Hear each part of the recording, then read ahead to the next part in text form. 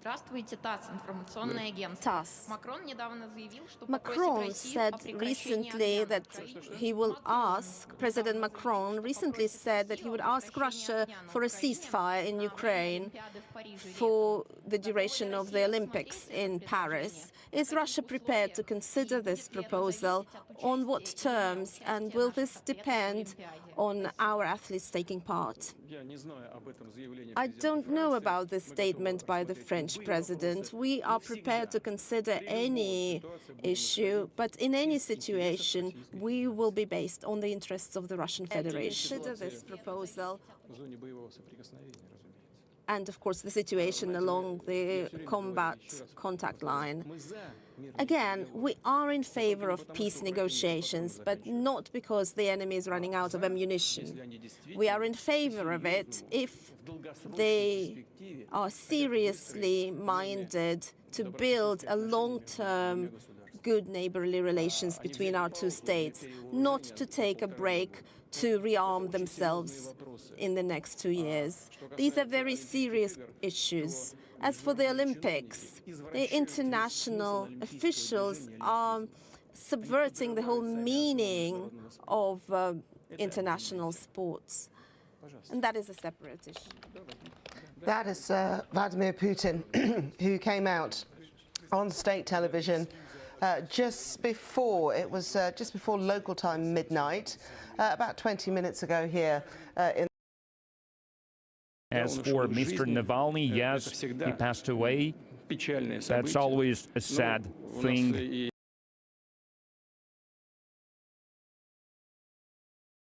Check that out. The BBC cuts away when he starts talking about Navalny. It has happened and I can tell you one thing, maybe it will come as a surprise. Several days before Mr. Navalny passed away, some colleagues of mine told me, not the administration staff, some people told me that there was an idea to exchange Mr. Navalny for some people who are behind bars in the Western countries.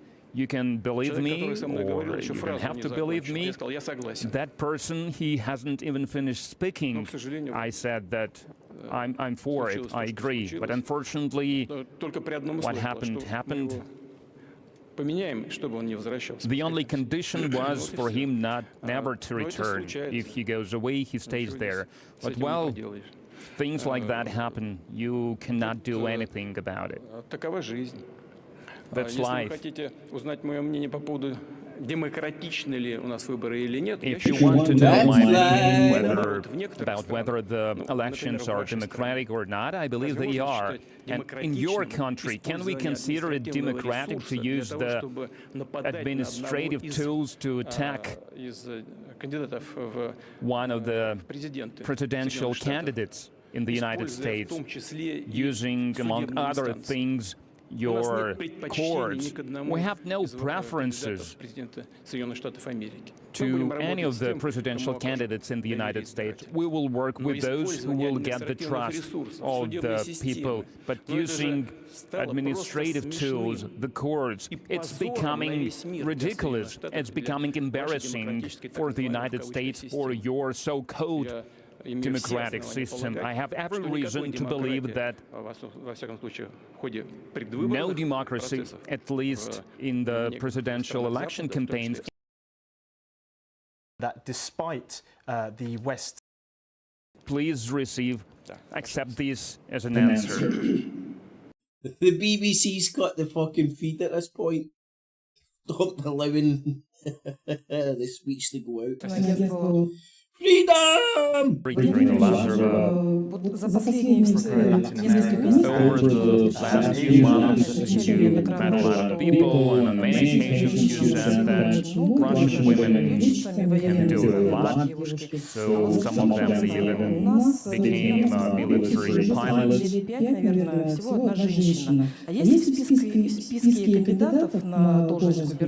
And among our governors, we have only one woman. Are there any other women in the list of potential governors, and is there a chance you will offer one of them to become a governor. We do not have that many women in the government too. But you know, when we are making these decisions, we are not looking at their gender. We're looking at their professional skills, about their qualities. But of course, I personally believe the more women there are in the executive bodies, in the federal, in the regional, in the municipalities, the better. But that's what we are trying to accomplish. That's where we are trying to get. Ksenia Zhrivtsova, 360 TV channel, the question is going back to the elections. The previous 3 days, both in the Moscow region and across the country, foreign observers from 129 countries were working. Did you get any feedback from them? I know that they were saying that they would like to learn from this experience of holding the elections. Will we share? Of course we will. We have no secrets to hide. I'm not going to reveal any big secret. A couple of years ago, we had doubts. Well, some administration staff had doubts. Some were saying about the need to expand the digital voting. Some of the people were against that by various reasons, but finally those who thought that it's transparent enough, it's civilized enough, it's modern enough, it allows the majority of people, the vast majority of people, to exercise their rights. This point of view prevailed, and Sobyanin also insisted on that, so we started to expand this platform. First of all, it is transparent, and it is absolutely objective, not like in the United States, this voting by mail. You're smiling, but it is important. What is voting by mail? A person comes, and some time ago in the States that was like that. So the voting period is over, but you can send the ballots in until the midnight because you're going to the post office, and if the day is not over yet, you can send it in. And we had a lot of observers, right? Including from the foreign states. It doesn't matter if they are members of the OSCE or not. These are independent people and representatives of the parties. They are watching how the voting is going. And what is happening with this voting by mail in the United States of America? Who was standing there controlling the whole thing? No one. You can buy a vote for $10, and then you buy 1,000 votes, and you just throw it in at midnight, the whole parcel of it. So that's the voting for you, that's democracy for you. We have nothing of the kind. Yes, we are trying to improve our system to make it better during the presidential campaigns, and we will be glad. We are willing to share this experience with anyone willing to learn. A couple of questions more, and we will be ending the press conference. Mr. President, I would like to join the congratulations of Russia today. The percent, the vote that you are getting, that's a real slap on the face to all those external forces who were trying to undermine our internal political system. And they were making very serious efforts to achieve this. How do you think, will they learn something from this situation, that they tried to undermine this whole thing, but the people united around you? Well, I think so, because people there in all those organizations who are working against our country have been working against our country for decades. These are not stupid people. But you know what the problem is? After the collapse of the Soviet Union, there were a lot of specialists on the Soviet Union, and they had no other skills but how to fight the Soviet Union. And then they used these skills against Russia. So, and they started to convince their political leaders and the people in their countries that they need to finish Russia off because they wanted to keep their jobs. But the new generation of specialists is coming in, and they have a realistic view of the current situation. I think they will act in more cunning manner, but they will not change the goals regarding Russia. Marina Kim, Solovьев Live. Congratulations also, and we believe in you strongly. And the question is, you have just extended your term with flying colors. Zelensky has not. So who do we negotiate about peace with? So we will think about this. So it requires some thinking, some research. Channel 1, Konstantin Panushkin, the question about your crew, about your team, the mechanism of forming the new elite. You spoke about this Time of Hero program, and maybe you need some of them already now in 2024, some of these people. And as a follow-up to the question about the Belgorod region, barbaric attacks by the Ukrainian regime, a lot of people died. Well, some people died, a lot of people were wounded. 1 year ago, Governor Gladkov, when he was asked how to resolve this question, this problem, he said to ensure security of the Belgorod region, the Kharkiv region should be joined to Russia. What do you think about this? I'm not ready to speak about what we should join and how, but I do not exclude it. I mean, the tragic events occurring today, happening today, we will be forced at a certain point when we deem it necessary to establish a certain sanitary zone in the territories currently under control of the Kiev regime, to establish safety zones that would be hard to overcome using the strike means that the opponent is using. First of all, I'm speaking about the foreign means, foreign strike weapons. How deep such a zone could be? Well, that's a separate thing to discuss. As for the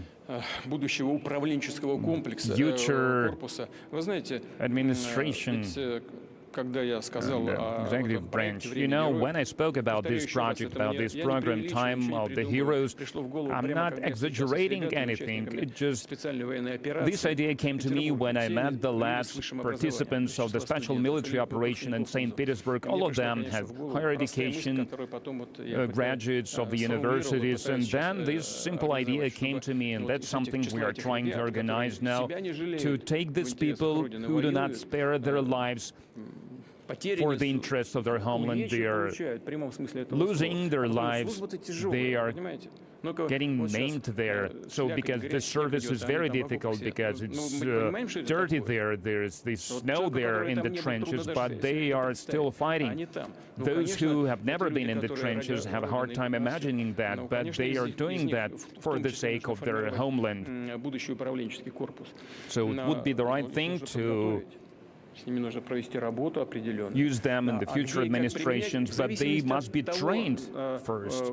They must be worked with first. And where to use them? Well, it depends on where do they themselves see them. Some of them would like to work in healthcare, some of them would like to work in the law enforcement agencies or in the military service or the state administration. It will depend on the choice a person makes.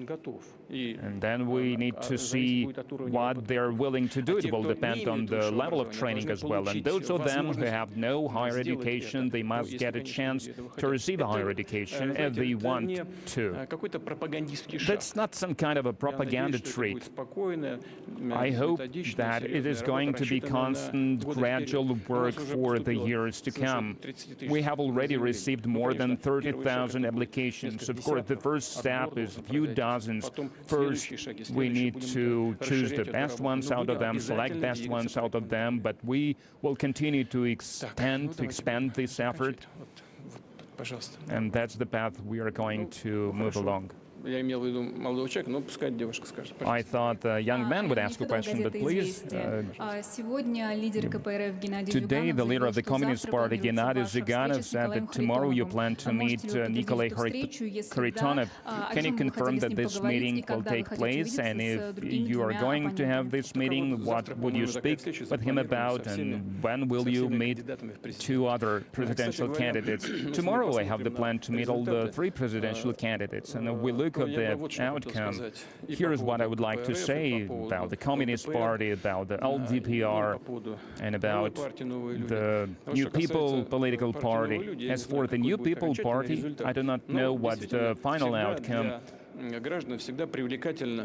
But what's always attractive for the people is some kind of novelty.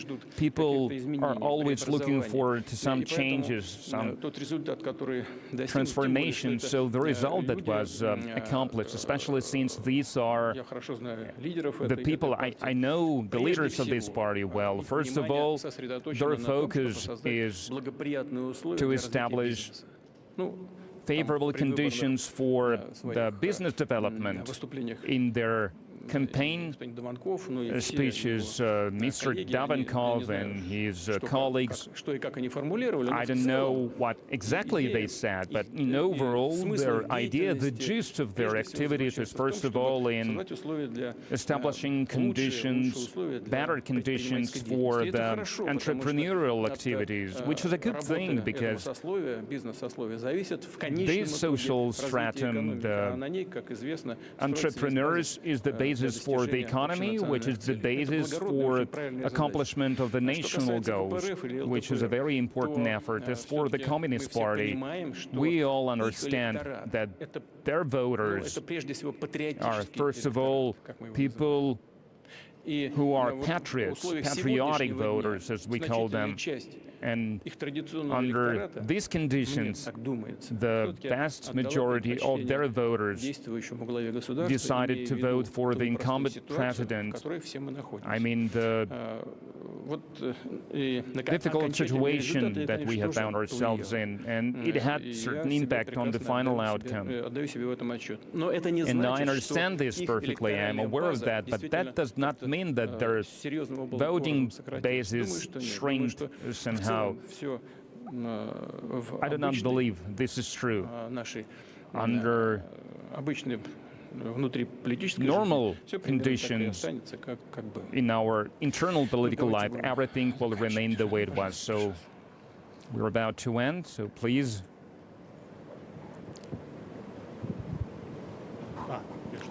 Владимир Владимирович, Виктор Синек. You spoke about unprecedented turnout in the new regions, and you spoke about the reasons for it, but you did not say, did it come as a surprise, because near 100% of the voters voted for you, so did it come as a surprise, this outcome? Did you expect it, that it will be the outcome in the new regions, because these people have become our citizens just recently? And the second question, now in the West we hear statements that our elections were not free, they're illegitimate, these are bad elections. So do you care? Are you concerned with what the Western leaders are saying about our elections? As for the outcome in Donbass and Novorossiya and in Crimea as well, actually. In principle, I thought they would be so good, so significant, but to see them as good as they are today, well, I did not expect that. But what does it say? It says, first, that we are doing the right things. People are grateful to us for the decisions that we have made to protect them, and that's the main reason for all our actions. Secondly, they expect us to protect them in every sense of this word. First of all, in security and safety, and of course they expect us to continue to the economical development of these territories, and we will do everything to make sure that all their dreams, all their aspirations came true. As for the reaction from certain Western countries, that's something we could expect. What did you want them to do? To applaud? Because they're fighting against us. They are fighting with arms against us. So they are going to think that they would be applauding not even me personally, but the force that is behind me, the force that wants to strengthen Russia, to increase its defense capabilities, to enhance its economic potential, and independence in economy, in finance. Their goal is to deter our development.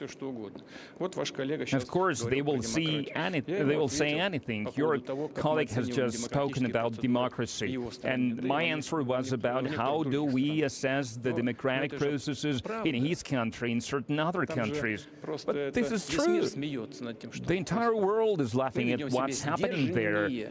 We are being a little more constrained than their opponents in the other countries. We behave in a constrained manner, but that's a disaster. That's not democracy. That's what it is. So for me, it is important that the Russian people made their choice. I work in the interest of the Russian people, in the interest of the Russian state. I am grateful to the Russian people for the support. If we have any foreign journalists to show our democratic attitude. So you're the only one brave enough to come. Thank you for coming here, for being here despite your skeptical mood. So you're listening to me answering probably in an unpleasant manner, and you wanted to ask some tricky questions, but nevertheless, you're here, and it means that not everything is lost for the United States. Against the Reuters. Reuters agency, maybe it is a silly question, but nevertheless, Macron keeps saying about possible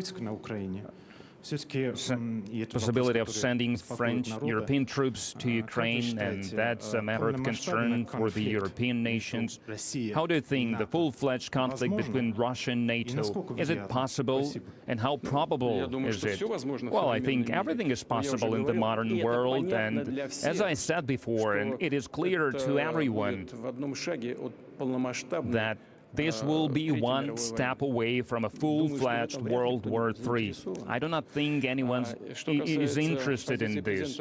As for the stance of President of France, so he has already made certain adjustments. He said that this contingent will perform secondary functions. They will take care of training the military personnel in Ukraine. They would be explaining to them how to use the Western military equipment and so on and so forth. So it's not that different from what the mercenaries are doing now. And there is a military personnel from the NATO countries. We know that. We can hear the French, the English language being spoken, and that's not a good thing for them, first of all, because they are the ones who are dying en masse. But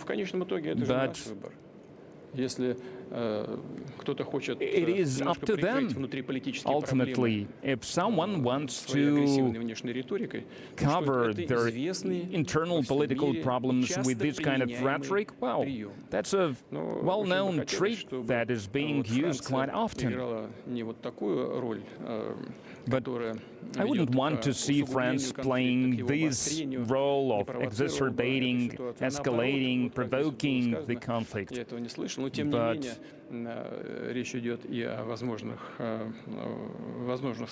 I would like to see it more discussing possible peaceful solutions, something that the other journalist has been speaking about, so they can play their role. Not everything is lost. But I would like to end with the words of gratitude to the Russian people, to the Russian voters. Once again, I would like to emphasize we will do everything in our power to accomplish the goals of the national development in all areas. Thank you. Goodbye.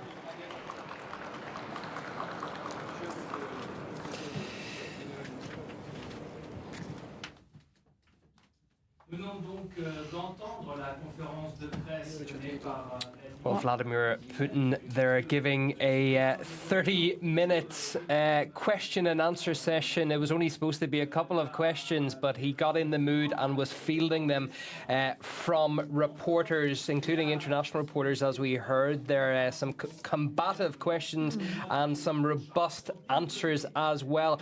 Just briefly to go through one or two of them.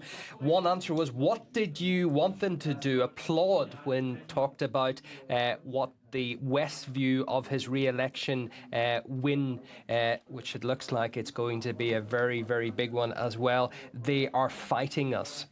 Also saying that the senseless, quote, offensives over our border, talking about attacks on Russian border areas, is simply adding to the meat grinder. You know, the words being used here, it was a combative Vladimir Putin, but it also was one who was offering, it felt, you know, as he always has done, that opening for peace negotiations, for communication with whoever wants to talk with Russia, not necessarily on our terms, but you have to listen to what we want to say. He also spoke about Navalny too. Yeah, I mean, it was so comprehensive. It was unbelievable how he moved so quickly between these topics. The front line, where he said the initiative is on the Russian side. When he was talking exactly like you said, foreign relations, he talked about the future with China. And indeed, Navalny came up. That was the question from the foreign journalist. Very interesting. He offered an insight that we hadn't been aware of before, which was that he said that there had been an offer on the table, clearly from the Western side. He didn't specify, I believe, which exact nation offered it, to swap Alexei Navalny for an individual or individuals clearly of Russian nationality who are currently in Western jails. He said his instant reaction was, absolutely, do the deal. The only condition is that Navalny doesn't then return to Russia, that he essentially lives in exile. And so I think the assumption that or the conclusion that he assumed that everyone would come to is like, well, why on earth would I touch Navalny, which is, of course, what the Western politicians are saying. We'd already had the deal. It was basically on the table. And suddenly we hear the sad news that the individual has passed away in the penal colony in the Arctic.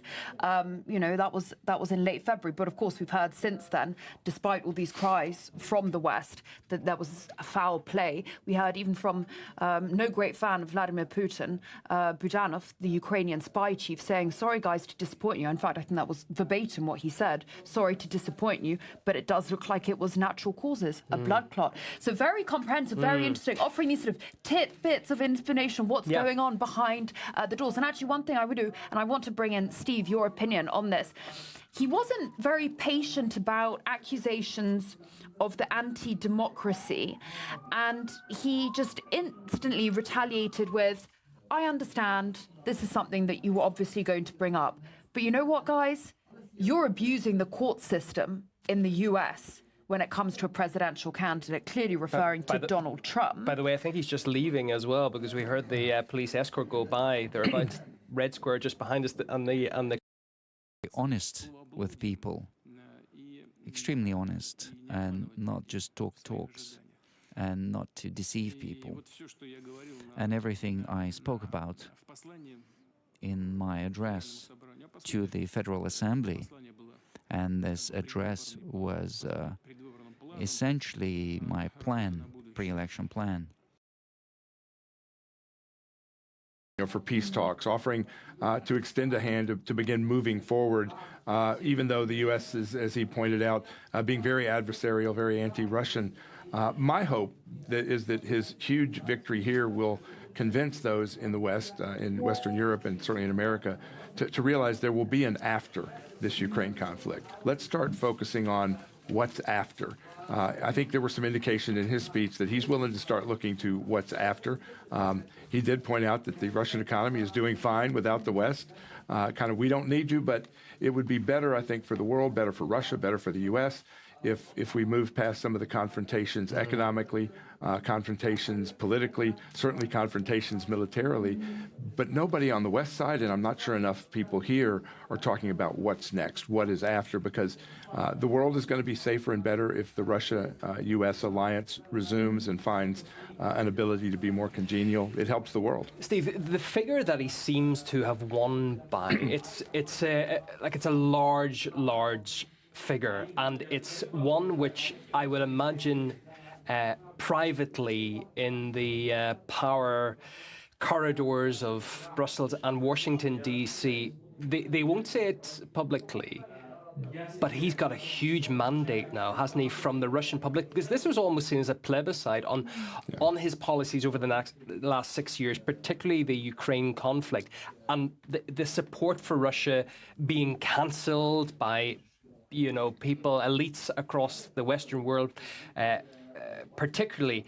So they're going to have to now, aren't they, think, well, you know, the public aren't going to do something like rise up like they had hoped and put Vladimir Putin out of power. He's just got the greatest win of his political career by scale. What happens now in relations between Washington and Moscow? Is it just going to continue the way it has been, or is this going to give pause for thought for the likes of Biden? You know, the Western politicians claim a mandate with 52% of the vote. This is beyond mandate. And again, the West has tried to portray these elections as, you know, sham elections, fake elections. There's nothing fake about 90% victory. And I think it's time for the West to recognize that he is supported by the people of Russia. He is strongly supported by the people of Russia, and they need to get over it. You know, this is the guy you're going to deal with, and let's find ways to deal with him, to deal with Russia.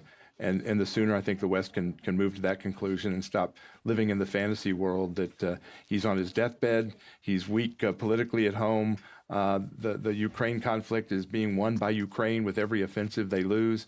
The sooner we get to reality, the better.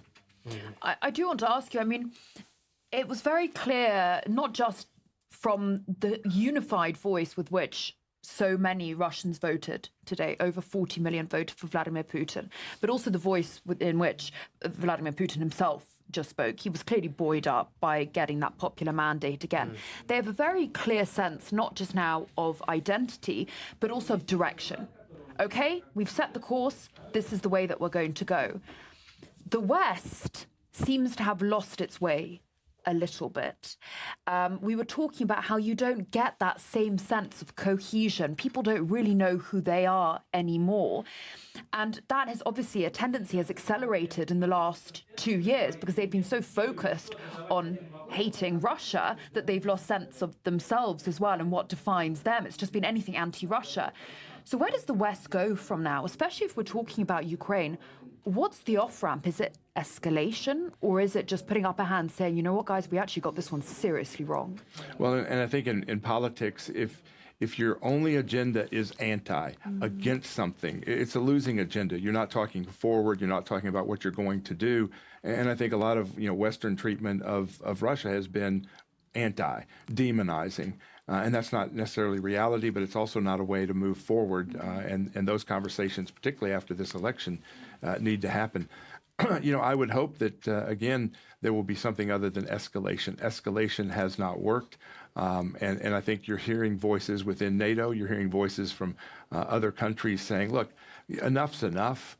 You know, there's no real proof other than what the West says that, you know, Putin wants to drive, you know, into Paris in a couple of months, into Berlin next. There's no indication that that's really a Russian agenda, and yet that's the scare tactic, the boogeyman that they use to continue to prop up sending more and more money to Ukraine that produces less and less results. It's a corrupt regime.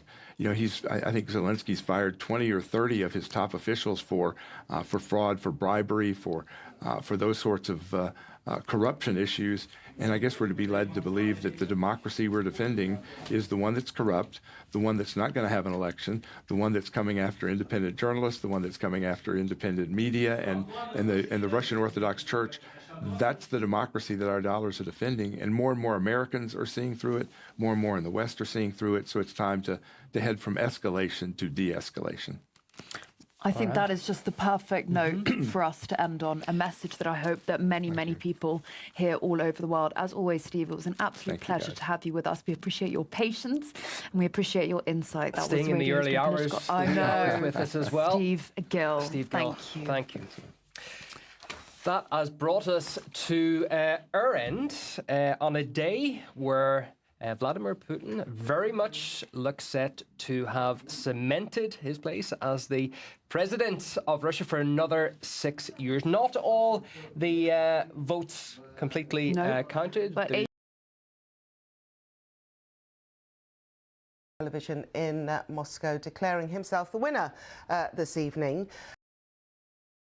like to congratulate you on this win today, and you know, on your instruction, we were able to travel a lot, and we have kind of charged ourselves with that energy from the people, and this result, this special, wonderful country where we have such wonderful people, nobody will be able to do anything to us, and all these attempts to break us will result in what the world is seeing, that they will be defeated. Of course, tens of thousands of kilometers that we have covered. So we've got ourselves a silver status with the airline just by flying so much in the pre-election campaign. And I remember traveling with my parents around the country when I was young, and I had a completely different completely different experience this time when I travel around the country. We met with people in the election campaign offices and with our guys in hospitals.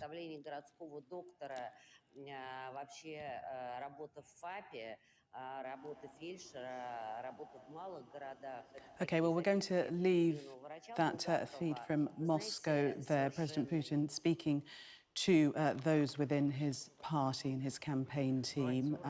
Just taking you back to the events of earlier this evening when he addressed the crowd at his campaign headquarters. Various themes he covered. His party colleague, speaking to him just a short time ago, was saying that he should feel a great flow of love and trust from citizens.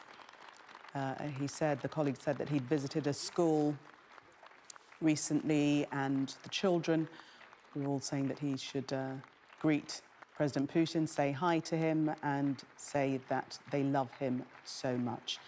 So we believe that around 60% of the ballots have been counted, and we shall return for the conclusion after we bring you the weather.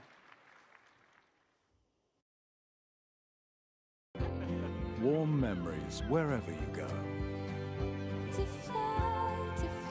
The weather, sponsored by Qatar Airways. Well, the weather will remain changeable, but there will be some drier and brighter interludes in between the wet and windy spells. Fifth term, 71 years old, another 6 years. Lots of reaction coming in from around the world. What was President Putin's reaction to the West? Well, he said that the reaction coming from the West was highly predictable. And he said, well, did you expect them to stand up and applaud me? No, of course not, because they're fighting against us. Of course, Putin is really pushing this narrative that Russia is engaged in a major confrontation, not just a confrontation, but an open war against the West rather than against Ukraine. Back home in Russia, this is not framed as an invasion of Ukraine. It's framed as Russia defending itself from a hostile West. Hold on, pal. I'll fucking crack your jokes around here. Are you fucking having a giraffe? I mean, like the BBC and all the old establishment press have lost the ability to paint the narrative, and now they're just like fucking flapping in the fucking dark. I mean, like, you make up your own mind, but fucking hell, it ain't any secret what happened and how it happened and why it happened and the fucking timeline of what happened in Ukraine. Oh my lordy, lordy, lord. Anyway, let's get on. Let's fucking cunt fucking... Let us stay. Fucking, he can't even grow a beard. You snot-nosed motherfucker. And I think really what this shows is Russia or President Putin showing that he does not care what the West thinks about his country, and that he is going to. Oh wow, man! How do you figure that out? Fucking Einstein. Invasion 2 years ago, and that he will be working on the basis of what he wants to do. Here's the thing: you'll constantly, full-scale invasion. Where's the full-scale invasion? Where's the Russian paratroopers dropping into Kiev? Where's the tanks fucking rolling in, fucking trying to take over the whole of Ukraine? Where is it? When's it happening? What's going on? Just because the BBC and their fucking cohorts fucking say a full-scale invasion doesn't mean that's the reality. It also doesn't mean RT's telling you the reality. You know, the truth is in the discretion of your fucking self. For his own country without any kind of advice from elsewhere. Okay, Francis, thank you very much for that. And you can find all the work of colleagues that have been following the story of the Russian elections on our website. So you can see there the BBC Live page, and the latest dispatch you can catch up on is the fact that President Putin for the first time mentioned Navalny by name since his death. Oh my God, the fucking scandal, he fucking named the fucking name of fucking hell. Like, am I the only one that thinks this woman looks like Jar Jar Binks? He wanted Navalny in as part of a prisoner swap, allegedly. More on the website.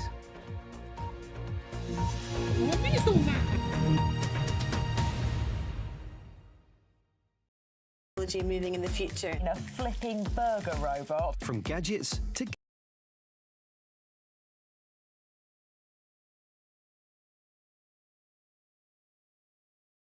Is it a Bollywood poster?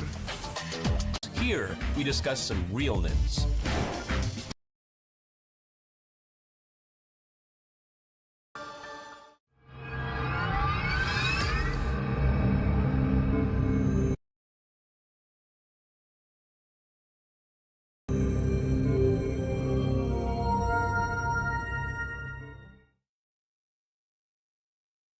I'm gonna get conspiratard on people's arses, man. Like, have they stolen my fucking intro? And remember, citizens, always... Anyway, there you have it, man. That's all the shite that's coming out, man, for all the fucking shitholes. I tried to do a wee kind of collage there between fucking RT and fucking Guy and BBC, you know, a wee mixture. It's fucking, I don't know about you, man. I find this shit fucking hilarious to watch, man. I really do, man.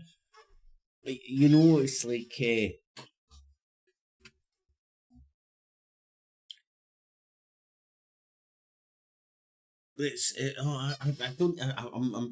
I'm scrambling here for what I want to say.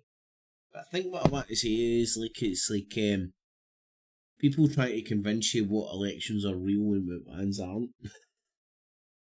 Like, fucking laughable. I mean, we're sitting with the press, we're sitting here in the West UK getting fed that it's a mock election, Putin's a fucking cert, and at the same time we're staying here in the mother of all parliaments where Keir Starmer is like nailed on to be the next Prime Minister. Nothing today with him covering up with Jimmy Savile fucking shit. Nah. This isn't his payoff. The payoff for fucking, like, managing the fucking Jimmy Savile shit is him becoming Prime Minister. I mean, what is the fucking right? Well, what's wrong about that? Well, the guy's getting he's getting paid off for doing what he fucking said on the tin. Roberto, my man, how you doing, my buddy, man? Hope you're all good and whatnot. Propaganda has gone beyond the realms of plausible. Mate, it's fucking laughable, but man, it's great fun to watch though. It is great fun to watch, and like, I don't know about you, like, see, sometimes when I'm watching the news nowadays, man, I can hear them like a fucking Wayne in the sweetie jar. It's fucking hilarious. Mitchell, BBC and all other mainstream media is about as exciting as burger robots. Yeah. What if you could turn that burger robot into like shaking the sauce? You know what I mean? Could well be a goer. Never voted in my life. Good man, Denny Carr.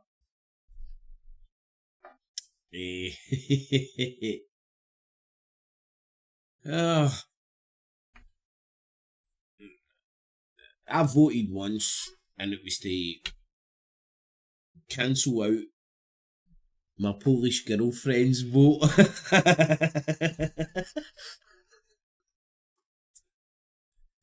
Funny but true. Funny but true. Hello from Airdrie, my gangster cat. Alright, Airdrie, my man. Dragged up no too far away for you, man, is Scuttled Scumbernauld.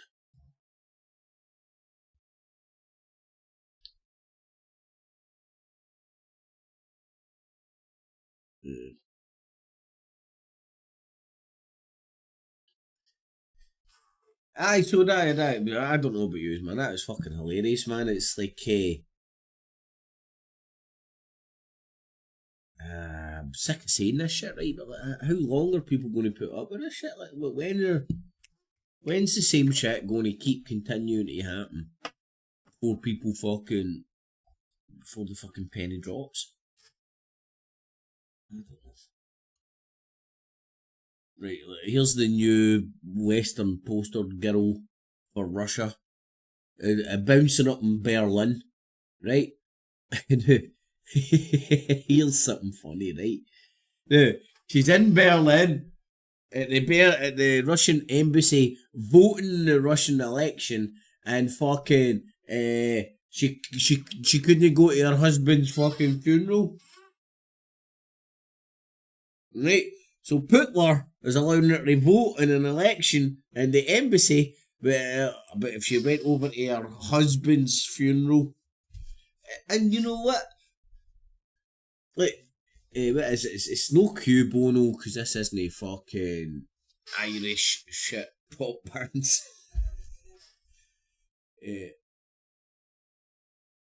Anyway, it's no, what is it, man? Like, who benefits, right? I'm fucking trying to be fancy and say the Latin, and I forgot it. Who benefits? Who benefits? This cunt's rotten in a shithole in Russia and can't do jack. To anybody at any point, and as the BBC's just informed us, the whole Russian election system's a load of shite anyway. Right? Why would Putler get him rubbed out at this particular point? The West had more to benefit from that cunt dying than Putler did. Right? Who killed him? Who fucking killed him? And then everybody, like, look, she looks like fucking Jar Jar Binks, man. It's like when she was like, her eyes have been like, dragged apart. Q Bono, that's it, Roberto. I knew it was fucking one of those things, man. I'm just thinking of fucking, what's the band with Bono in it?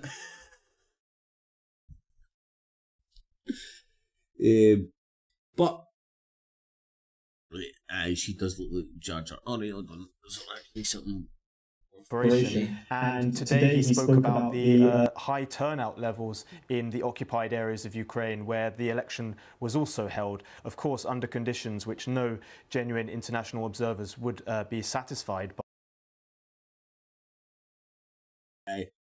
No bona fide fucking international observers, fucking licensed by the BBC, would ever fucking agree to. My God, man, this cunt has just been given, on the surface, a big massive mandate. Are they going to fucking pretend that like it wasn't even like a close fucking run? You too. Sorry, Cardini, man. How the fuck did I fucking forget you too, man? Q Bono.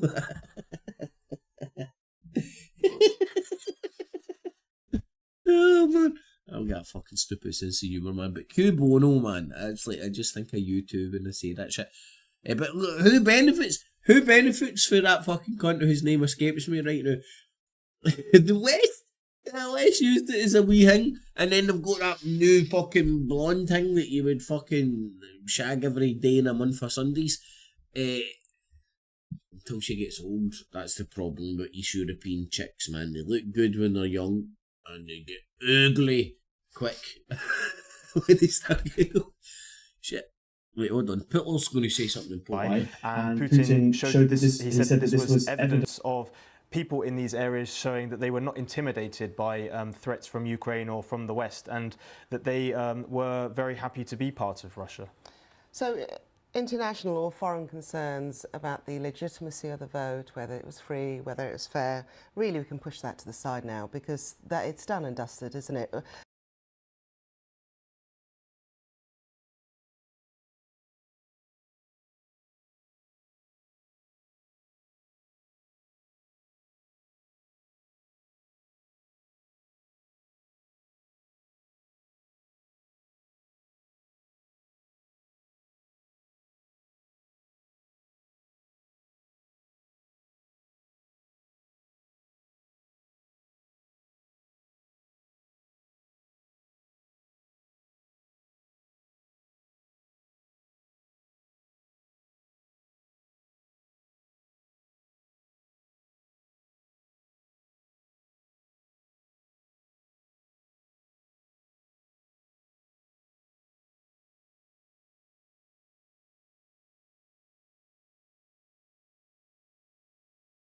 All President Putin wanted was to be given that legitimacy by Russia.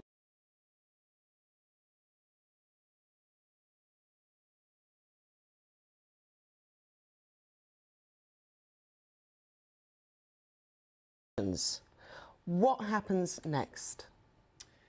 Well, at the moment, it appears there will be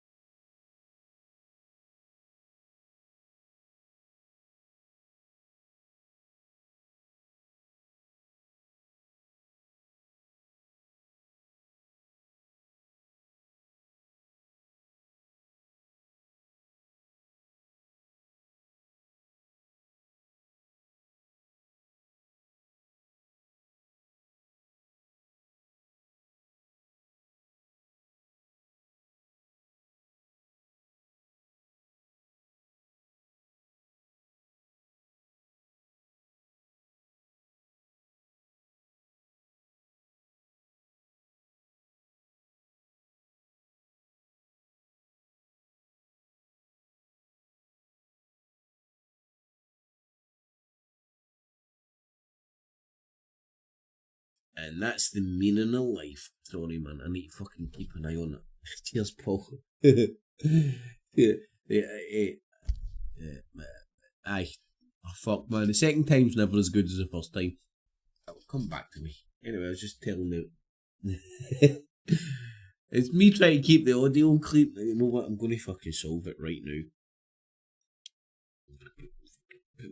Put my glasses off.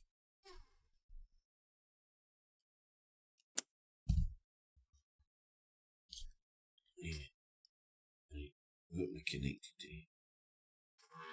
It's connected.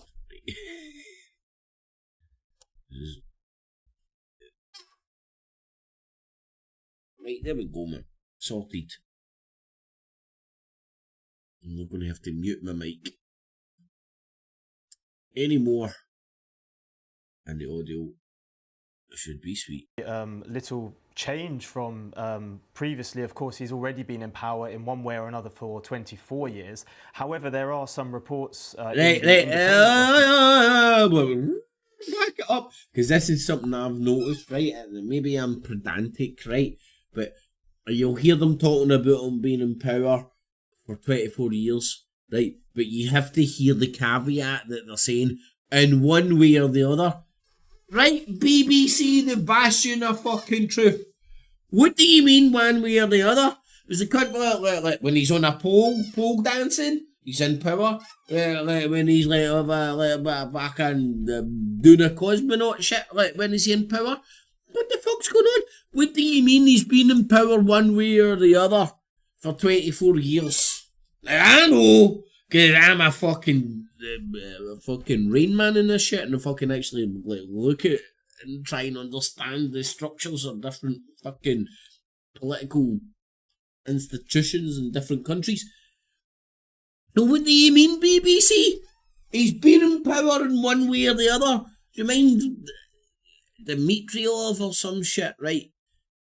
Now, I'm not going to lie. I don't know this inside out.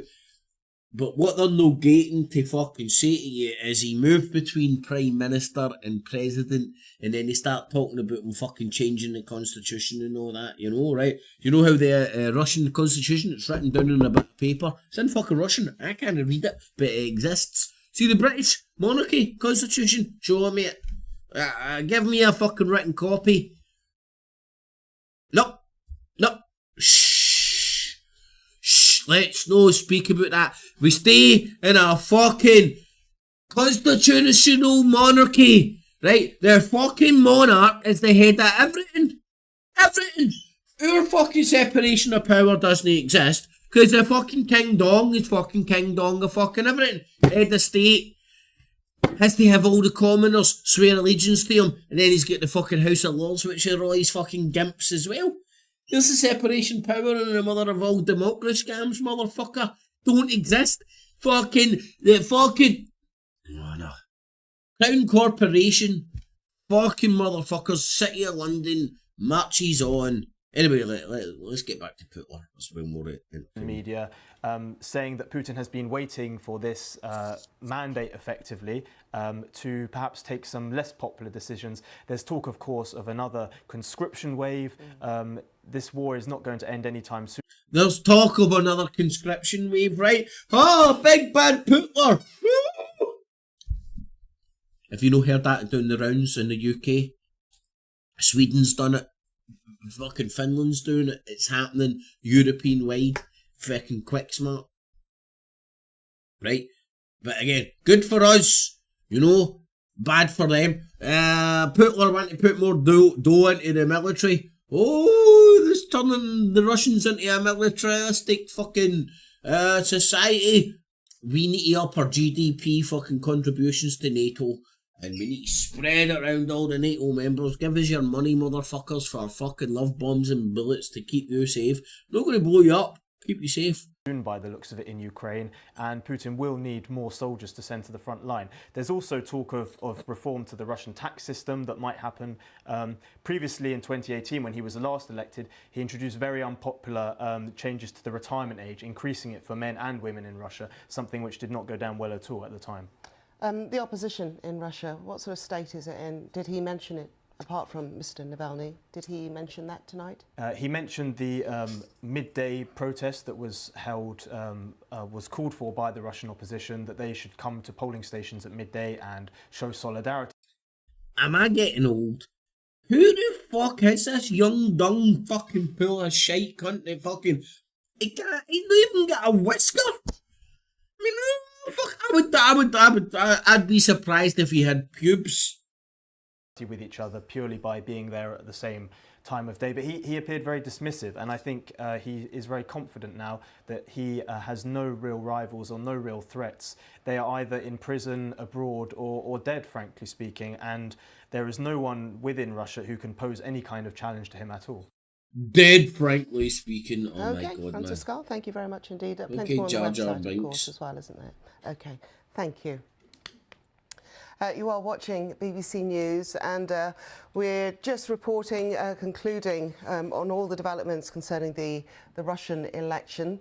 An official has said that more than 8 million Russians cast their ballots online, the first time that electronic voting has been used in a Russian presidential vote. Here's our Russia editor, Stephen Rosenberg. Oh my God, man, this guy looks like a fucking Care Bear. Elections, that they often don't look like elections. It's almost like a Trump rally for weird Russian cunts. Anyway, I'm going to leave it there, man. But it is well interesting as a motherfucker, isn't it, man? It's like you can pick apart the West's pish. You can pick apart the RT pish as well, man. It's quite easily done, you know. Like both of them are as pathetic as each other. It's down to humans to try and fucking shift through that shite and fucking figure out what's going on.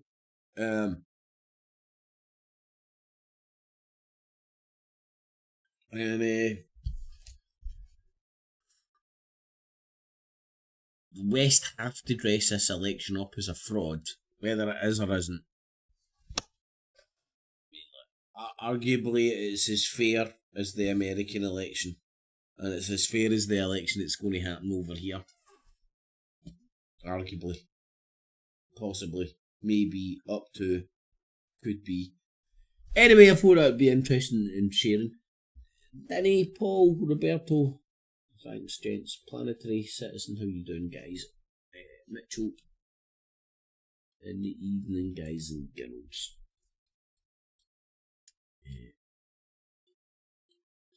And I stick a wee thumbs up if you enjoy that and all that jazz. But fucking interesting times indeed, man. It makes you glad to be alive, which is hard nowadays. Get it, got it, good. Yeah, cheese, no cats or cheese. Clips. And remember, citizens, always subscribe. Hit the notification bell as well. And $19.95 plus shipping and handling will keep you out of hell.